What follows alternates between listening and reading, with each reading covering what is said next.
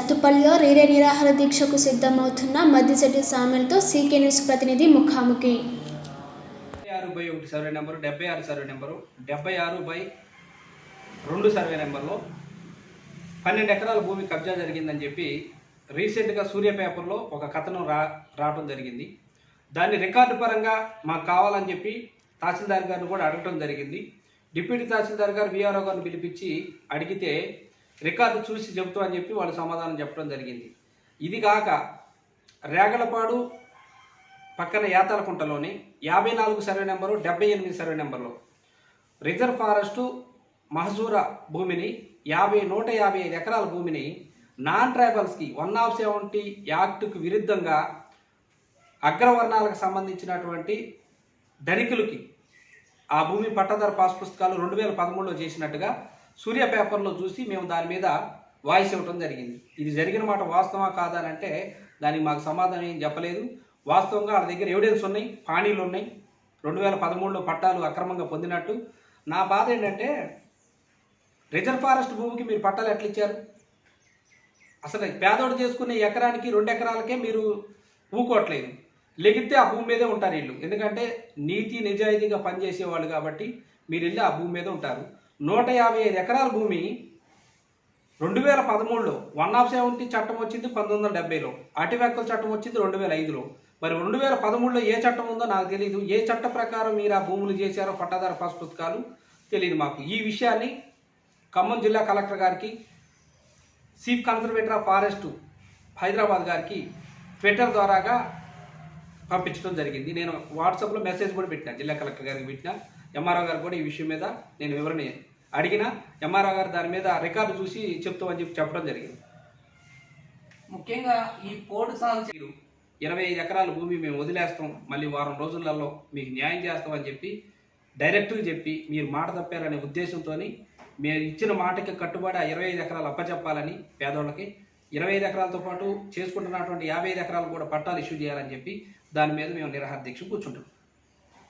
చివరిగా సార్, ఈ ప్రభుత్వంలో ఏ ఫిర్యాదు చేసినా, ఎవరు ఎటువంటి ఆరోపణలు చేసినా పై అధికారులు కానీ, పై స్థాయి అధికారులు కానీ నిమ్మకు నీరెత్తినట్లుగా ఉంటూ దొందే అంతా శాకాహారులే అన్న చందంగా ఎవరూ స్పందించకుండా ఎవరికి వాళ్ళు చాప కింద నీరులా ఏ సమస్యని పట్టించుకోవడం లేదు.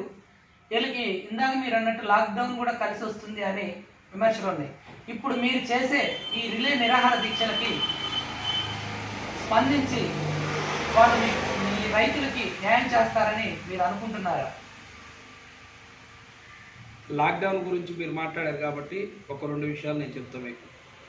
మొదటిగా భారతీయ జనతా పార్టీ తరఫున ప్రాణాలు సైతం లెక్క చేయకోకుండా నిరంతరం పేద ప్రజల కోసం తిరుగుతున్నటువంటి పోలీసు అధికారులకి, పారిశుద్ధ్య కార్మికులకి, డాక్టర్లకి, పత్రికా మిత్రులకి, ఎలక్ట్రానిక్ ప్రింట్ మీడియా మిత్రులందరికీ కూడా ప్రత్యేకమైనటువంటి ధన్యవాదాలండి. ఎందుకంటే వారి కుటుంబాలను వదిలిపెట్టి, భార్య పిల్లలను వదిలిపెట్టి, నిద్ర ఆగారాలు లేకోకుండా టయానికి తిండి కూడా తినే పరిస్థితి లేక రోడ్ల మీదే కాపలాలు ఉంటూ మన ప్రాణాలకు రక్షణ ఉన్నటువంటి ఈ 4-5 డిపార్ట్మెంట్లందరికీ కూడా నా ప్రత్యేకమైనటువంటి ధన్యవాదాలు.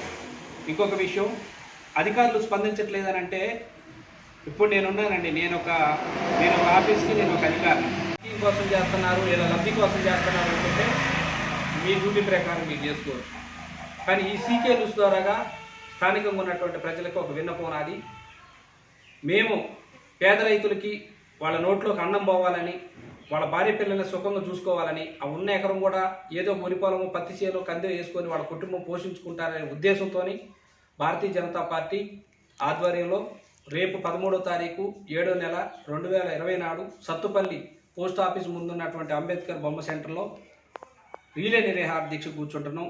మీ వంతుగా మీరు మాకు సపోర్ట్ చేసి మా న్యాయమైన పోరాటానికి మద్దతు ఇవ్వాలని చెప్పి ఈ సందర్భంగా మిమ్మల్ని అందరినీ మరోసారి మనస్ఫూర్తిగా కోరుకుంటూ, ఇదే సందర్భంలో మా బాధను అర్థం చేసుకొని సత్తుపల్లి టౌన్లో ఉన్నటువంటి, సత్తుపల్లి మండల స్థాయిలో ఉన్నటువంటి, నియోజకవర్గ స్థాయిలో ఉన్నటువంటి బీజేపీ నాయకులు రవీంద్ర అన్న కావచ్చు, ఉడతనేని అప్పారావు గారు కావచ్చు, నంబూరి గారు కావచ్చు, మండల స్థాయి నాయకులు కావచ్చు, మా జిల్లా అధ్యక్షుడు సన్నివతి ప్రతాప్ గారు కావచ్చు, రాష్ట్ర పార్టీ కావచ్చు, మాకు అవకాశం ఇచ్చి ఖచ్చితంగా 13వ తారీఖు కూర్చుందాము, నీ ఎమ్మట మేము ఉంటాం, మీతో పాటు మేము కలిసి పనిచేస్తాం, అందరం కలిసి పేదవాళ్ళకి న్యాయం చేద్దామని చెప్పి ముందుకు వచ్చినందుకు మా పార్టీ కార్యకర్తలకు, మా పార్టీ రాష్ట్ర నాయకులకు, జిల్లా స్థాయి నాయకులందరికీ కూడా మనస్ఫూర్తిగా నేను హృదయపూర్వకంగా ధన్యవాదాలు చెప్తాను. విన్నారు కదా, మరి ఈరోజు ప్రజల కోసం, నిరుపేద రైతుల కోసం నేను సైతం అంటూ ఎటువంటి సమస్యలు వచ్చినా ఎదుర్కొనేందుకు సిద్ధం అంటూ హెచ్ఆర్సీ చైర్మన్ తెలంగాణ మద్దిశెట్టి సామేల్ గారితో సీకే న్యూస్ ముఖాముఖి. మరి ఈ రైతుల కోసం చేస్తున్న పోరాటంలో వీరు విజయం సాధించాలని, మరికొంతమంది నిరుపేదలకు న్యాయం జరగాలని కోరుకుంటూ సీకే న్యూస్ కెమెరామ్యాన్ సుధీర్తో శ్రీనివాస్, నాగుపల్లి, సత్తుపల్లి మండలం. 20 సంవత్సరాలు 30 సంవత్సరాల నుంచి చేసుకునేటోళ్లకు కొన్ని రకాల చట్టాలు ఉన్నాయి. ఎవరైతే సాగు చేసుకుంటున్నారో వారికి ఆ భూమి మీద హక్కు కల్పించాలని కొన్ని జీవోలు, చట్టాలు ఉన్నాయి. ఇది కొంతమంది అమాయకపు రైతులకి తెలియక వాళ్ళు సాగు చేసుకుంటున్న వాళ్ళపై దాడులు చేసి అక్రమ కేసులు బనాయిస్తున్నారు. దీని మీద అసలు ఏం చట్టాలు ఉన్నాయి, వాళ్ళకి ఏ హక్కులు ఉన్నాయి, ఆ పోడు రైతులు కానీ సామాన్య రైతులు కానీ ఏ విధంగా వాళ్ళు వ్యవసాయం చేసుకోవడానికి హక్కులు ఉన్నాయి, వాటి వివరాలు తెలుపగలరా? పోడు భూమి విషయానికి వస్తే ఏజెన్సీ ప్రాంతంలో అటవీ హక్కుల చట్టం అనేది 2005లో వచ్చిందండి. మీకు తెలిసిన విషయం అది. 2005లో వచ్చినప్పుడు 2005 కంటే ముందు నుంచి సాగు చేసుకునే పేదవాళ్ళకే వీళ్ళు పట్టాలు ఇవ్వాలి. కానీ 1996 నుంచి కూడా సాగు చేసుకునే పేద రైతులు ఉన్నారు. మళ్ళీ వాళ్ళకున్నది ఎంత? ఎకరం నుంచి 2 ఎకరాలు 3 ఎకరాల లోపు. వాళ్ళు ట్రైబల్స్. నేనేమంటున్నానంటే 2007లో ఒక చట్టం వచ్చిందండి, ఒక జీవో ఎస్ఎంఎస్ నెంబరు 1049 ప్రకారం ఎవరైతే భూమి లేనటువంటి షెడ్యూల్ క్యాస్ట్, ఏ క్యాస్ట్ అన్నా కానివ్వండి, ఎవరైతే వెళ్ళి దరఖాస్తు పెట్టుకుంటారో ఎంఆర్ఓ గారికి, పెట్టినటువంటి 3 నెలల్లో 3 మాసాల్లో వాళ్ళకి భూమి చూపించాలనేది ఒక జీవో పాస్ అయింది గవర్నమెంట్ పరంగా. రెండోది 1969లో 951 జీవో అండి. ఇది దళితులకి, దళిత సోదరులకి 5 ఎకరాల నుంచి 10 ఎకరాలు చేసుకోవచ్చు అని చెప్పి క్లియర్గా ఉమ్మడి ఆంధ్రప్రదేశ్లో సెక్రటరియట్ నుంచి జీవో పాస్ చేయడం జరిగింది.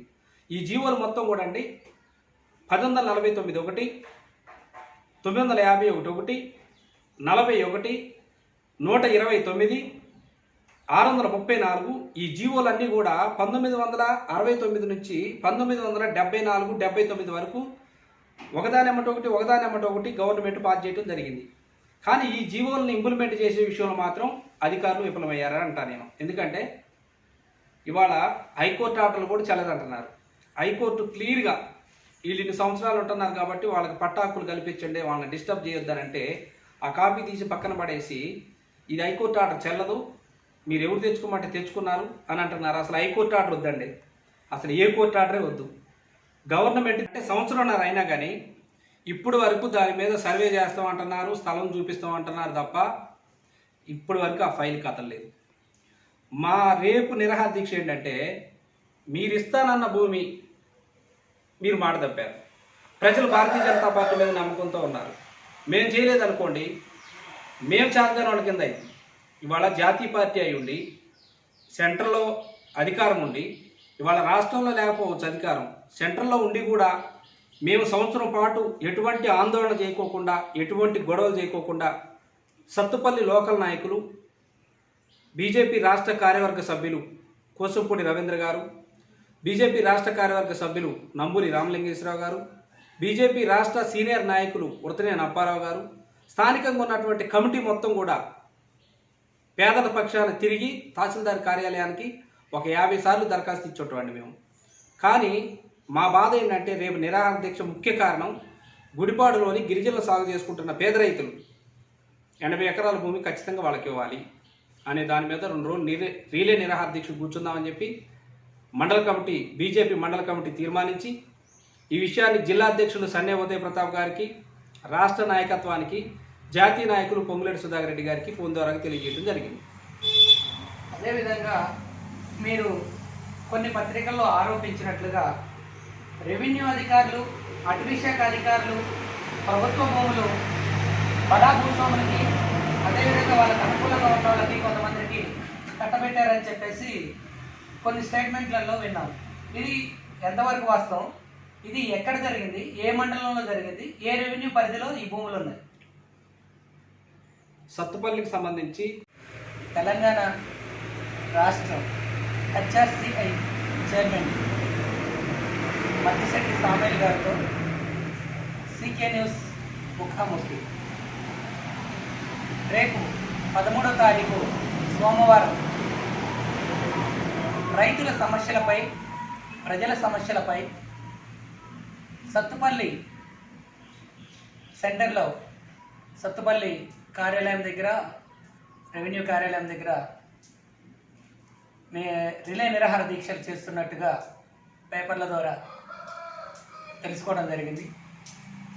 మరి వారు రిలే నిరాహార దీక్షలు ఎవరి కోసం చేస్తున్నారు, ఎందుకోసం చేస్తున్నారు, వారి లక్ష్యం ఏంటి, ఎవరికి న్యాయం చేయాలని రిలే నిరాహార దీక్షలు చేస్తున్నారు, వారి మాటల్లోనే విందాం. సార్ నమస్కారం అండి. సార్ మీరు ఒక హెచ్ఆర్సి తెలంగాణ చైర్మన్గా ఉండి అదేవిధంగా ఓబీసీ జిల్లా మోర్చా బీసీ సంఘ నాయకులుగా ఉండి బీజేపీకి ఈరోజు ప్రజల కోసం మీరు నిరంతరం కృషి చేస్తున్నారు. ఈ లాక్డౌన్ కారణంగా కూడా అనేక మంది సమస్యలు మీ దగ్గరకు వస్తున్నాయి. వీటి మీద రేపు ప్రజల కోసం, రైతుల కోసం 13వ తారీఖు నేను నిరాహార దీక్ష చేసేందుకు రిలే నిరాహార దీక్షలకు సిద్ధమని మీరు ఇప్పటికే ప్రకటించున్నారు. మీరు ఏ ఉద్దేశంతో రేపు నిరాహార దీక్షకి కూర్చుంటున్నారు, వాటి వివరాలు తెలుపగలరని ఈరోజు మీ దగ్గరకు వచ్చింది సార్. లబ్ధి కోసం చేస్తున్నారు లేదా లబ్ధి కోసం చేస్తున్నారు అనుకుంటే మీ డ్యూటీ ప్రకారం మీరు చేసుకోవచ్చు. కానీ ఈ సీకే న్యూస్ ద్వారాగా స్థానికంగా ఉన్నటువంటి ప్రజలకు ఒక విన్నపోనాది. మేము పేద రైతులకి వాళ్ళ నోట్లోకి అన్నం పోవాలని, వాళ్ళ భార్య పిల్లల్ని సుఖంగా చూసుకోవాలని, ఆ ఉన్న ఎకరం కూడా ఏదో వరి పొలము, పత్తి చేను, కంది వేసుకొని వాళ్ళ కుటుంబం పోషించుకుంటారనే ఉద్దేశంతో భారతీయ జనతా పార్టీ ఆధ్వర్యంలో రేపు 13వ తారీఖు 7వ నెల 2020 నాడు సత్తుపల్లి పోస్ట్ ఆఫీస్ ముందున్నటువంటి అంబేద్కర్ బొమ్మ సెంటర్లో రీలే నిరాహార దీక్ష కూర్చుంటున్నాం. మీ వంతుగా మీరు మాకు సపోర్ట్ చేసి మా న్యాయమైన పోరాటానికి మద్దతు ఇవ్వాలని చెప్పి ఈ సందర్భంగా మిమ్మల్ని అందరినీ మరోసారి మనస్ఫూర్తిగా కోరుకుంటూ, ఇదే సందర్భంలో మా బాధను అర్థం చేసుకొని సత్తుపల్లి టౌన్లో ఉన్నటువంటి, సత్తుపల్లి మండల స్థాయిలో ఉన్నటువంటి, నియోజకవర్గ స్థాయిలో ఉన్నటువంటి బీజేపీ నాయకులు రవీందర్ అన్న కావచ్చు, ఉడతనేని అప్పారావు గారు కావచ్చు, నంబూరి గారు కావచ్చు, మండల స్థాయి నాయకులు కావచ్చు, మా జిల్లా అధ్యక్షుడు సన్నివుద్ద ప్రతాప్ గారు కావచ్చు, రాష్ట్ర పార్టీ కావచ్చు, మాకు అవకాశం ఇచ్చి ఖచ్చితంగా 13వ తారీఖు కూర్చుందాము, నీ ఎమ్మట మేము ఉంటాం, మీతో పాటు మేము కలిసి పనిచేస్తాం, అందరం కలిసి పేదవాళ్ళకి న్యాయం చేద్దామని చెప్పి ముందుకు వచ్చినందుకు మా పార్టీ కార్యకర్తలకు, మా పార్టీ రాష్ట్ర నాయకులకు, జిల్లా స్థాయి నాయకులందరికీ కూడా మనస్ఫూర్తిగా నేను హృదయపూర్వకంగా ధన్యవాదాలు చెప్తున్నాను. విన్నారు కదా, మరి ఈరోజు ప్రజల కోసం, నిరుపేద రైతుల కోసం, నేను సైతం అంటూ ఎటువంటి సమస్యలు వచ్చినా ఎదుర్కొనేందుకు సిద్ధం అంటూ హెచ్ఆర్సి చైర్మన్ తెలంగాణ మద్దిశెట్టి సామేల్ గారితో సీకే న్యూస్ ముఖాముఖి. మరి ఈ రైతుల కోసం చేస్తున్న పోరాటంలో వీరు విజయం సాధించాలని, మరికొంతమంది నిరుపేదలకు న్యాయం జరగాలని కోరుకుంటూ సీకే న్యూస్ కెమెరామెన్ సుధీర్తో శ్రీనివాస్, నాగుపల్లి, సత్తుపల్లి మండలం. పెడతనంటే ఆశ, కొడతనంటే భయం పేదోళ్ళకి. ఈ విషయం మీద ఒక 10 రోజుల క్రితం సత్తుపల్లి సబ్ డిఎఫ్ఓ సతీష్ గారిని, సత్తుపల్లి రేంజర్ గారు వెంకటేశ్వర్లు గారిని వారి ఆఫీసులో భారతీయ జనతా పార్టీ సీనియర్ నాయకులు ఉడతనేని అప్పారావు గారు, మండల అధ్యక్షులు పాలకొల్లు శ్రీనివాస్ గారు, నేను, స్థానికంగా ఉన్నటువంటి భోగేరి స్వామి గారు తదితరులు కలవటం జరిగింది. డిఎఫ్ఓ గారు ఏమన్నారంటే, సబ్ డిఎఫ్ఓ గారు, వారం రోజుల్లో మీకు ఆ భూమి నేను సెట్ చేసి పెడతాను, మీరు ఇబ్బంది పడాల్సిన అవసరం లేదు, నా చేతుల్లో ఉంటే మాత్రం ఆర్ఓఎఫ్ఆర్ పట్టాలు కూడా నేనే లిస్ట్ తయారు చేసి ప్రిపేర్ చేసి పంపిస్తానండి అని చెప్పి ఆ రోజు మాట్లాడడం జరిగింది. సోమవారం అన్నారు కదా అని చెప్పి మేము మళ్ళీ సోమవారం వెళ్ళాం. సోమవారం ఆఫీస్కి వెళ్తే రేంజర్ గారు ఉంటే బీడుగా అట్లా ఉండాలి తప్ప మీరు వేయొద్దు, మేము వేయొద్దు, అవసరమైతే మీరు ఏ కోర్టుకు రమ్మంటే నేను ఆ కోర్టుకు తిరగడానికి సిద్ధంగా ఉన్నా, నేనేమన్నా అని చెప్పేసిండు ఆయన. అదొక భాగం. సత్తుపల్లిలో 10వ తారీఖు 1వ నెల 2019 నాడు జాతీయ బీసీ కమిషన్ తల్లోజు ఆచారి గారు ఖమ్మం జిల్లా కలెక్టర్ గారికి, సత్తుపల్లి ఎంఆర్ఓ గారికి 20 కుంటల భూమిని 20,000 మంది పైన ఉన్నారండి సత్తుపల్లిలో బీసీ సోదరులు. వాళ్ళ మనోభావాలు దెబ్బతినకుండా బీసీ కమ్యూనిటీ హాల్కి ఒక 20 కుంటల భూమి ఇచ్చి సత్తుపల్లిలోని రెవెన్యూ బేతిపల్లి రెవెన్యూ పరిధిలో గల 40/1, 131/1 సర్వే నెంబర్లోని బేతిపల్లిలోని 145 ఎకరాల కోరంబోకు భూమి నుండి స్థానికంగా ఉన్నటువంటి పేదలు బీసీ, ఎస్సీ, ఎస్టీ మైనార్టీలకు ఇళ్ల స్థలాలు 350 మందికి ఇవ్వాలని చెప్పి జాతీయ బీసీ కమిషన్ అధికారికంగా లేఖ రాయడం జరిగింది. 2019 నుంచి 1వ నెల నుంచి మొన్న పోయిన 1 రాకముందు పోడు భూములకి అసెంబ్లీ సాక్షికి చెప్పారండి కేసీఆర్ గారు. రెండోసారి ముఖ్యమంత్రి ప్రమాణ స్వీకారం అయిన తర్వాత 2005లో కంటే ముందు నుంచి ఎవరైతే పోడు భూములు సాగు చేసుకుంటున్నారో వాళ్ళకి పట్టాలు ఇస్తాం అని కేసీఆర్ గారు స్పష్టంగా చెప్పారు అసెంబ్లీలో. దళితుడిని ముఖ్యమంత్రిని చేస్తా అన్నారు. దళితులకి, గిరిజనులకి 3 ఎకరాల భూమి ఇస్తా అన్నారు. 12% రిజర్వేషన్ ఇస్తా అన్నారు. మన పంచాయతీని తండాలను పంచాయతీ చేస్తా అన్నారు. ఇంకొకటి ఏంటి, 1,00,000 ఉద్యోగాలు ఇస్తా అన్నారు. ఇవాళ ఏదీ లేదు.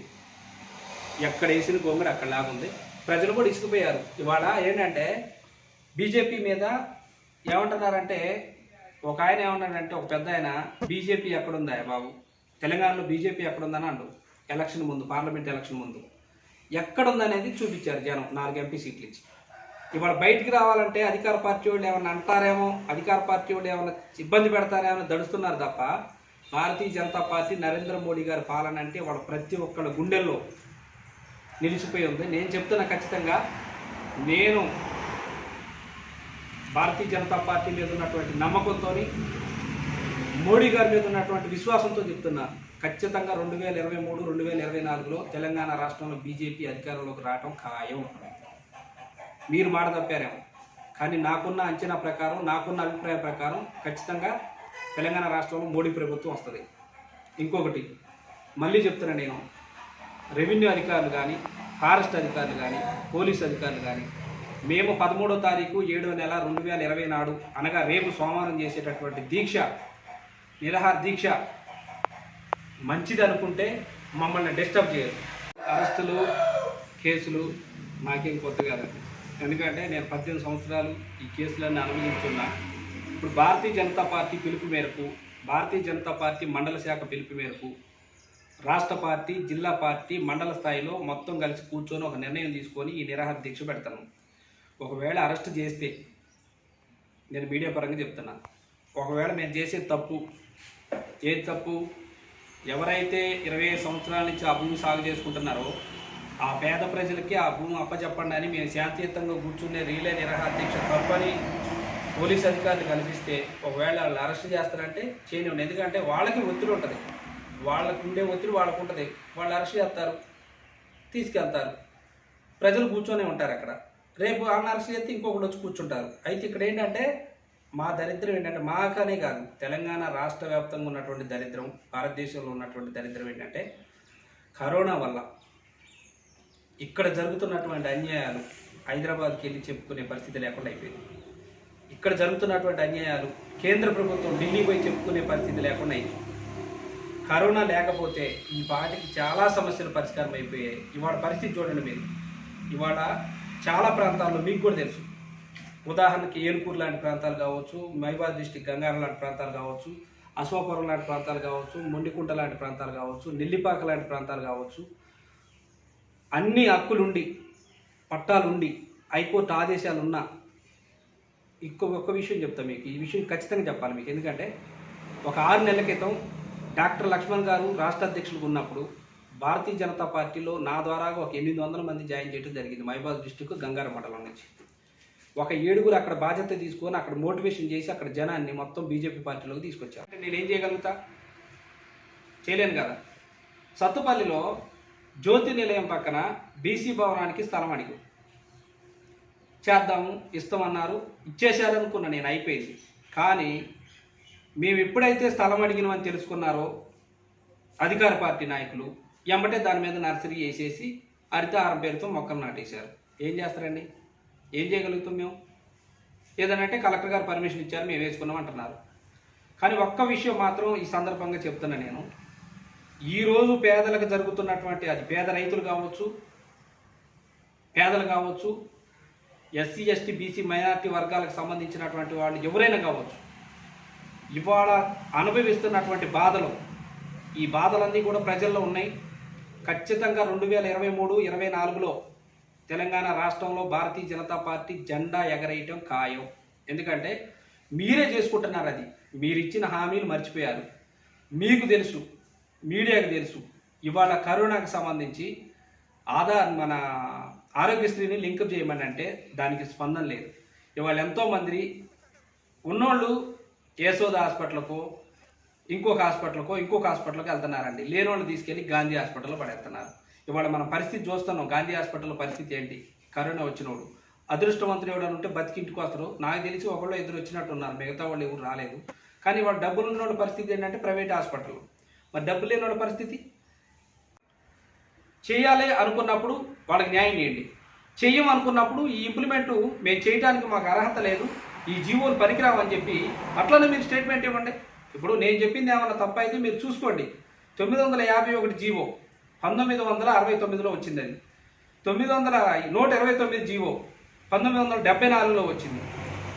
129 జీవో 1974లో వచ్చింది. ఇట్లా ఈ జీవోలన్నీ కూడా 1969 నుంచి 1974, 1979 వరకు ఇట్లా జీవోలన్నీ పాస్ అయ్యాయి. ఉమ్మడి ఆంధ్రప్రదేశ్ అంటే తెలంగాణ ఆంధ్రప్రదేశ్ కలిసి ఉన్నప్పుడు అది ఇచ్చిన వాళ్ళు ఎవరు? IAS ర్యాంక్ వాళ్ళు ఇచ్చారు సెక్రటరేట్ నుంచి.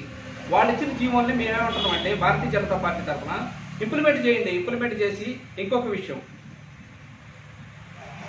బీసీలకి ఏజెన్సీలో బతికే హక్కు లేదు, ఎస్సీలకి ఏజెన్సీలో బతికే హక్కు లేదు. నేను ఒక విషయం అడుగుతున్నా ఈ CK న్యూస్ ద్వారాగా, మాకు బ్రతికే హక్కు లేదు, ఓకే, భూమి మీద హక్కు లేదు, రిజర్వేషన్ పరంగా హక్కు లేదు, మరి ఓటు మీద మాకెందుకు హక్కు? ఓటు కూడా తీసేసేయండి. మాకు బీసీలకి ఎస్సీలకి ఓటు వద్దు, తీసేసేయండి. సరే మాది పక్కన పెడదాం, మేము ఎట్లాగూ అనర్హులు అని మీరు అంటున్నారు. కానీ నేనేమంటున్నా అంటే 951 జీవో ప్రకారం బీసీ కూడా ఎలిజిబిలిటీ 5 ఎకరాల నుంచి 10 ఎకరాల వరకు నేను అంటున్నా, ఇది జీవో ప్రకారం. కానీ గవర్నమెంట్ ఏమంటుందంటే మీరు హక్కుదారులు కాదంటుంది. సరే మాది పక్కన పెడదాం, ఎస్సీలని దళిత సోదరుల్ని బీసీ బిడ్డలను పక్కన పెడదాం. గిరిజనులకు మీరు ఇచ్చినటువంటి చట్టాలు, గిరిజనులకు మీరు ఇచ్చినటువంటి హక్కులు అవన్నీ అమలు చేయండి. ఇవాళ 170 యాక్ట్ ఉన్న ప్రాంతంలో 100కి 75% మంది పోడు రైతులు పోడు భూములు పోయి వాళ్ళు రోడ్డును పడి ఇవాళ ఒక్కొక్కళ్ళు ఉరేసుకోవాలన్నా ముందు దాగి సావాలన్నా అని వాళ్ళు ఆ బాధల్లో ఉన్నారు. ఆ భూములు తీసుకొని ఇలా హరితహారానికి నేను వ్యతిరేకంగా ఉన్నటువంటి ఫారెస్ట్ రేంజర్ గారు గంగారం మండలానికి సంబంధించి ఎవరైతే వీళ్ళని బీజేపీ పార్టీలో జాయిన్ చేశారో ఆ 7గురిని తీసుకెళ్ళి వాళ్ళ దగ్గర ఉన్న ట్రాక్టర్లు, వాళ్ళ దగ్గర ఉన్న మోటార్ సైకిళ్ళు మొత్తం కూడా సీజ్ చేసి, మీరు బీజేపీలోకి వెళ్ళటం వల్లే మీ బళ్ళును మీ ట్రాక్టర్లు మీ దగ్గర ఉన్న భూములు గుంజుకుంటున్నామని చెప్పి ఓపెన్గా చెప్పడం జరుగుతుంది. ఈ విషయం మీద గతంలో కూడా నేను వాయిస్ ఇచ్చిన. ఈ విషయాన్ని మా రాష్ట్ర అధ్యక్షుడు కరీంనగర్ పార్లమెంట్ సభ్యులు బండి సంజయ్ గారికి, నిజామాబాద్ ఎంపీ అరవింద్ అన్నకి, ధర్మపురి అరవింద్ అన్నకి, రాష్ట్ర పార్టీ దృష్టికి కూడా ఈ విషయాన్ని తీసుకుపోవడం జరిగింది. Central tribal minister Arjun Munda గారి దృష్టికి తీసుకుపోయినా, జాతీయ బీసీ కమిషన్ సభ్యులు కల్లోజు ఆచార్య దృష్టికి తీసుకుపోయినా, బీజేపీ జాతీయ నాయకులు పొంగులేటి సుధాకర్ రెడ్డి గారి దృష్టికి తీసుకుపోయినా, కొత్తగూడెం జిల్లా అధ్యక్షుడు కోనేరు చిన్ని గారికి, ఖమ్మం జిల్లా అధ్యక్షుడు సన్నే ఉదయప్రతాప్ గారి దృష్టికి కూడా ఈ విషయాన్ని తీసుకోవడం జరిగింది. కానీ ఈరోజు మీరు అడిగారు అరెస్ట్ అయితే పరిస్థితి ఏంటి, అరెస్ట్ చేస్తే అని. నేను మళ్ళీ మీకు చెప్పేది ఏంటంటే, అరెస్ట్ అయితే ప్రజల కోసం మేము పనిచేస్తున్నాం కాబట్టి ఆ అరెస్ట్ అయిన దాంట్లో కూడా ఒక సంతోషం ఉంటుంది. ఒకవేళ మేము చేసేది తప్పనుకుంటే డిపార్ట్మెంట్ అరెస్ట్ చేస్తుందండి, దాన్ని మనం ఆపలేము. లేదు వాళ్ళు చేసేది రీలే నిరాహార దీక్ష 2 రీలే కదా, వాళ్ళతో మనకు డిస్టర్బ్ అయ్యింది ఎందుకు, మేము కూడా లాక్డౌన్ పాటించి చేస్తాం, దూరం పాటిస్తాం. 15 మంది 20 మంది కంటే ఎక్కువ కూర్చోము. ఏంటి గొడవలు అల్లర్లు ఏముండవు, నిరసన వ్యక్తం చేస్తాం. కేవలం కూర్చొని ఇందులో కూర్చునే వాళ్ళలో రాష్ట్ర నాయకులు కోసంపూడి రవీంద్ర గారు ఉంటారు సత్తుపల్లి నుంచి, ఉడతలేని అప్పారావు గారు పార్టీ సీనియర్ నాయకులు, మండల అధ్యక్షులు, ముఖ్య టౌన్ అధ్యక్షులు శ్యామ్ నాయక్, మండల అధ్యక్షులు పాలకొల్లు శ్రీనివాసరావు, నియోజకవర్గ ఇన్ఛార్జి భాస్కర్ వీరంరాజు, అదేవిధంగా నాయుడు రాఘవరావు, స్థానికంగా ఉన్నటువంటి గండ్ర దీన్ దయాల్ రెడ్డి గారు, మా జిల్లా అధ్యక్షులు వస్తారు సన్యబుద్ధ ప్రతాప్ గారు. ఈ నిరాహార దీక్షకి 3 సార్లు ఎమ్మెల్యేగా గెలిచి గిరిజన ముద్దుబిడ్డ ఇల్లందు నుంచి ఊకే అబ్బాయి గారు వస్తున్నారు. అదే క్రమంలో జిల్లా పార్టీ నుంచి జిల్లా అధ్యక్షులు సన్యబుద్ధ ప్రతాప్ గారితో పాటు పిట్టల వెంకట నరసయ్య గారని, దుద్దుకూరు వెంకటేశ్వరరావు గారు, మన దొంగల సత్యనారాయణ గారని రాష్ట్ర కార్యవర్గ సభ్యులు, వీళ్ళు బీసీ నాయకులు, ఎస్సీ ఎస్టీ మైనార్టీల నుంచి కూడా ఒక్కొక్క శాఖ నుంచి ఒకరిని ఆహ్వానిస్తున్నాం అక్కడికి. దీని మీద ఎటువంటి గొడవలు కానీ ధర్నాలు చేయడం కానీ ఏమి ఉండదండి. నిరసన వ్యక్తం చేస్తున్నాం. ఈ నిరసన ఏంటంటే మీరిచ్చిన మాట, ఫారెస్ట్ అధికారిగా ఒక సబ్ డిఎఫ్ఓ స్థాయిలో ఉన్నటువంటి మీరు ఇప్పుడు అదే చెప్తున్నా, పచ్చదనం అనేది ఉండాలి, మొక్కలు నాటాలి, మొక్కలు ఉండే మనందరం సురక్షగా ఉంటాం. కానీ ఎకరో 2 ఎకరాలు ఉన్న పేద రైతుల దగ్గర తీసేసి ఇప్పుడు చూడండి 155 ఎకరాల భూమి యాతాలకుంటలో 54 సర్వే నెంబరు 78 సర్వే నెంబర్లో కబ్జా జరిగింది. అది రిజర్వ్ ఫారెస్ట్. వాళ్ళకి ఎలా భూములు చెల్తాయండి? వాస్తవంగా వాళ్ళకి హక్కు లేదు. 170 యాక్ట్ ప్రకారం మీరన్న ప్రకారం వాళ్ళకి హక్కు లేదు. మరి 2013 ఎట్లా పాస్ అయినాయి సత్తుపల్లి తహసీల్దార్ కార్యాలయం నుంచి పాస్బుక్లు? దానికి ఫారెస్ట్ అధికారులు ఎలాగ మీరు ఆమోదించారు? దీని మీద సమాధానం ఖచ్చితంగా జనాలకు చెప్పాలి. ఇంకొకటి, ఇవాళ మనుగురు తీసుకోండి, అశ్వాపురం మండలం మనుగురు మొండికుంటలోని 190 సర్వే నెంబర్లో 1000 ఎకరాలు, 1 కాదు 2 కాదు, 1000 ఎకరాలు ఒక్కొక్కటి చేతిలో 150 నుంచి 300 ఎకరాలు నాన్ ట్రైబల్ కబ్జాలో ఉన్నాయి. వాళ్ళకి దొంగతనంగా పాస్బుక్లు ఇచ్చారు. అది మొన్న రీసెంట్గా ఆంధ్రప్రభ పేపర్లో, ఆంధ్రజ్యోతి పేపర్లో, ఈనాడు పేపర్లో పెద్ద ఫోకస్ అయింది. అది దాని మీద కూడా నేను chief secretary, chief conservator of ఫారెస్ట్కి దాన్ని పూర్తి ఎంక్వైరీ చేసి ఆ అవకతవకలు ఎవరైతే ఉన్నారో వాళ్ళ మీద చర్యలు తీసుకోండి అని చెప్పడం జరిగింది. ఈ రకంగా జీవోలు ఉన్నప్పుడు నేను అనేది ప్రభుత్వానికి వ్యతిరేకం కాదండి. నేను మాట్లాడేది భారతీయ జనతా పార్టీ తరఫున. నేను ఏమంటున్నానంటే, ఏ ప్రభుత్వం అయితే తెలియని అమాయక ప్రజలకి మీకు ఈ జీవో ప్రకారం మీరు ఈ భూమి మీద హక్కుదారులు, మీకు ఈ జీవో ప్రకారం ఈ ఉద్యోగానికి హక్కుదారులు అని మీరు చెప్పారో, మీరు ఇచ్చినటువంటి జీవోని, మీరు పాస్ చేసినటువంటి జీవోని ఇప్పుడు ఇంప్లిమెంట్ చేయమని చెప్పి అధికారులు నేను అడుగుతున్నాను. ఓకే సార్, నిరంతరం ప్రజల కోసం, రైతుల కోసం అహర్నిశలు శ్రమిస్తున్న పెద్ద పెద్ద అనుభవజ్ఞులైన మల్లాన్నంత లాంటి వాళ్ళ మీదే అనేక విధాలుగా అక్రమ కేసులు బనాయించి వాళ్ళని ఇబ్బంది పెడుతున్న సంగతి సోషల్ మీడియాలో మనం అనేక విధాలుగా చూస్తున్నాం. అదేవిధంగా రేపు మీరు కూర్చోబోయే నిరాహార దీక్షకి మీ పైన కూడా కేసులు అవుతాయని, మిమ్మల్ని కూడా కంపల్సరీ అరెస్ట్ చేస్తారని బయట విమర్శలు వినిపిస్తున్నాయి. దీని మీద మీరు ప్రజలకి ఏమి పిలుపునిస్తున్నారు?